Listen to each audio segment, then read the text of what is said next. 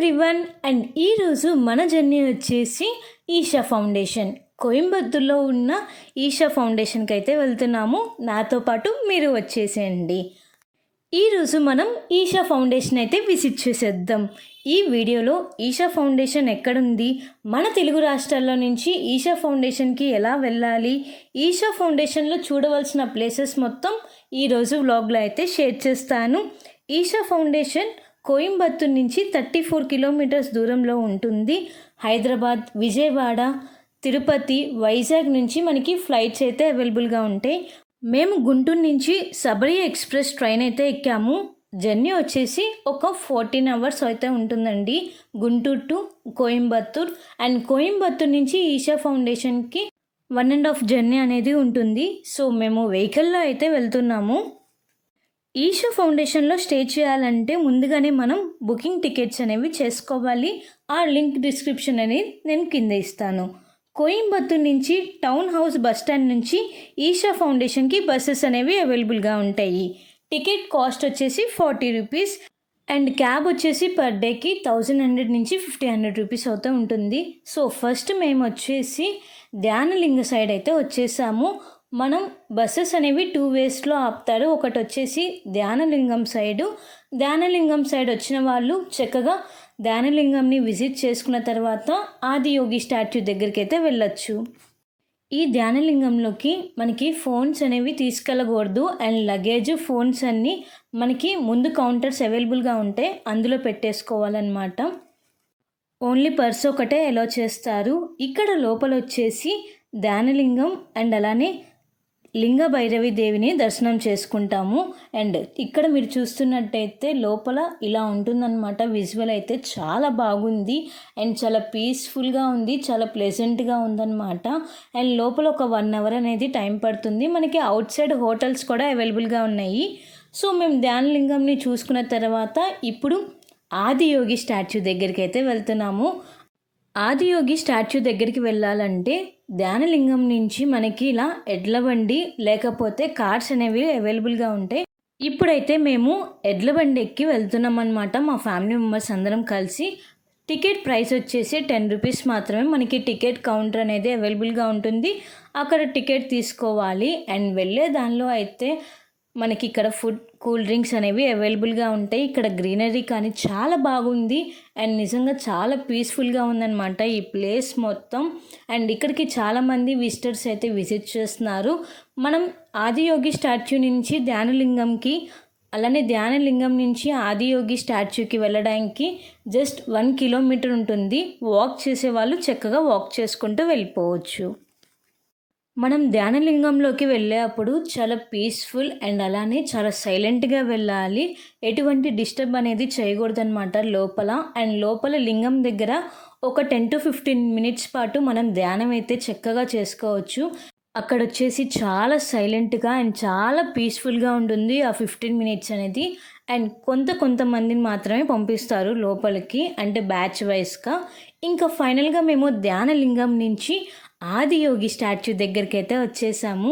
Back side నుంచి చాలా బాగుంది, ఈగల్గా వెయిట్ చేస్తున్నాం అనమాట ఫ్రంట్ సైడ్ నుంచి ఎలా ఉంటుంది అని చెప్పేసి. అండ్ చూసారు కదండి, మేమైతే ఎడ్ల బండి ఎక్కేసి వచ్చేసాము. ఇక్కడ 10 రూపీస్ ఇచ్చేసి ఇంకా రిటర్న్ కూడా మనం ఎడ్ల బండి మీద అయితే వెళ్ళిపోవచ్చు. మనం కార్స్ ఎక్కడైతే పార్క్ చేసామో అక్కడికి. కోయంబత్తూర్ నుంచి ఈషా ఫౌండేషన్కి వెళ్ళే దారిలో కోకోనట్ ట్రీస్ అయితే నిజంగా చాలా అందంగా అయితే కనిపిస్తాయి. అండ్ మీరైతే చక్కగా వీకెండ్స్లో ప్లాన్ చేసుకుంటే మనకి night time Saturday and Sunday 3D show అనేది ఉంటుంది ఆదియోగి స్టాచ్యూ దగ్గర. సో మీరు అది కూడా చూసుకోవచ్చు. అండ్ ఇంకా ఫైనల్గా మనం వచ్చేసి ఆదియోగి స్టాచ్యూ దగ్గరికి అయితే వచ్చేసాము. చుట్టూ ఉన్న పర్వతాలతో ఈ ప్లేస్ అయితే నిజంగా చాలా బాగుంది. ఆదియోగి శిల్పాన్ని చాలా చక్కగా మలిచారనమాట. ఆదియోగి అంటే మొదటి యోగి అంటే ఆ లార్డ్ మహాశివుడే కదండి.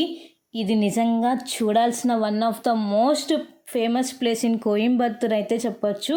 అండ్ ఇలాంటిది మన బెంగళూరు సైడ్ కూడా కట్టారనమాట. అండ్ ఇక్కడ ఉన్న వెదర్ కండిషన్ కానీ, చుట్టూ ఉన్న పర్వతాలు కానీ నిజంగా చాలా బాగున్నాయి.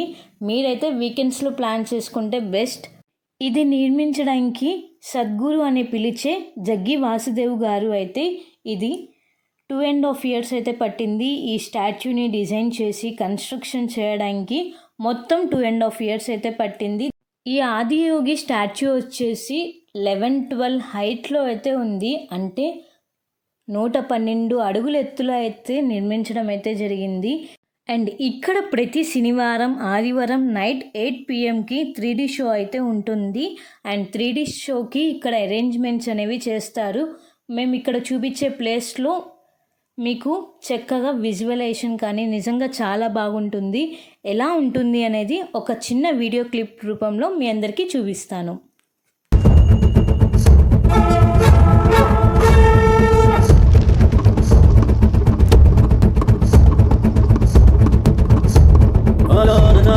సో చూసారు కదండి, 3D షో అయితే నిజంగా చాలా బాగుంటుంది. అండ్ మేమైతే వ్యూని అయితే ఫుల్ ఎంజాయ్ చేసేస్తున్నాము. ఒకసారి ఎలా ఉంది అని చెప్పేసి రౌండ్గా అయితే తిరిగి చూస్తే నిజంగా చాలా బాగుంది. అండ్ మేము వెళ్ళినప్పుడు ఈ ప్లేస్ చాలా కూల్గా ఉంది అండ్ అలానే చాలా ప్లెజెంట్గా ఉంది.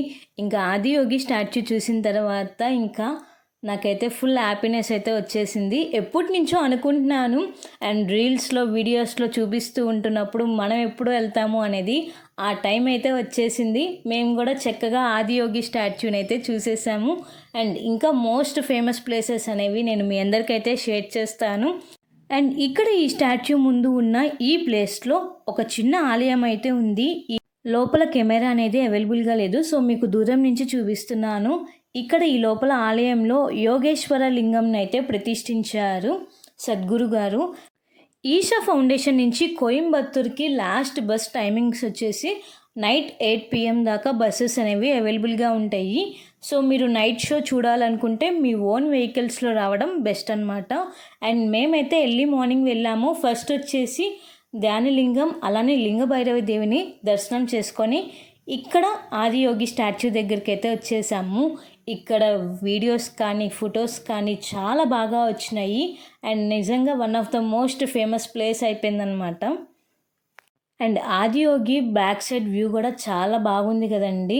అండ్ నేనైతే ఎప్పుడు ఫొటోస్లోనే చూస్తున్నాను, ఇప్పుడు ఒక్కసారిగా రియల్గా చాలా బాగా నచ్చేసింది.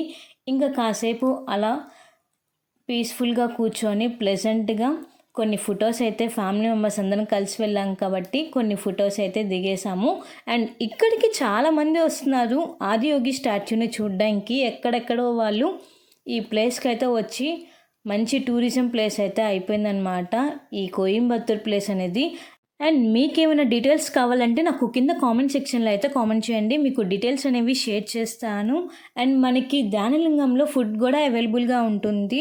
అండ్ అలానే ఆదియోగి స్టాచ్యూ నుంచి ధ్యానలింగం నుంచి ఆదియోగి స్టాచ్యూకి వెళ్ళే దారిలో కూడా మనకి food, cool drinks and tiffin section అయితే ఉంటుంది. ఇంకేమైనా డీటెయిల్స్ కావాలంటే తప్పకుండా కింద కామెంట్ సెక్షన్లో అయితే కామెంట్ చేయండి. అండ్ నేనైతే కోయంబత్తూర్లో ఉన్న మోస్ట్ ఫేమస్ ప్లేసెస్ మొత్తాన్ని విజిట్ చేయడానికి అయితే రెడీగా ఉన్నాను. అండ్ ఆల్మోస్ట్ అన్ని ప్లేసెస్ మీ అందరికీ షేర్ చేశాను. మేబీ ఇంకొక వీడియో అనేది ఉంటుంది, అది కూడా త్వరలో అయితే షేర్ చేస్తాను. ఇంకా ఫైనల్గా మేము వచ్చేసి ఆదియోగి స్టాచ్యూ నుంచి రిటర్న్ అయితే వెళ్తున్నాము. అండ్ రిటర్న్ మనకి టికెట్ అనేది తీసుకోవాలి. టికెట్ కాస్ట్ వచ్చేసి 10 రూపీస్ మాత్రమే. అండ్ చక్కగా వాక్ చేసుకుంటూ కూడా వెళ్ళిపోవచ్చు. ఇంకొక ప్లేస్ చూడడానికి టైం లేదని చెప్పేసి మేము మళ్ళీ ఎడ్ల బండి అయితే ఎక్కేసాము.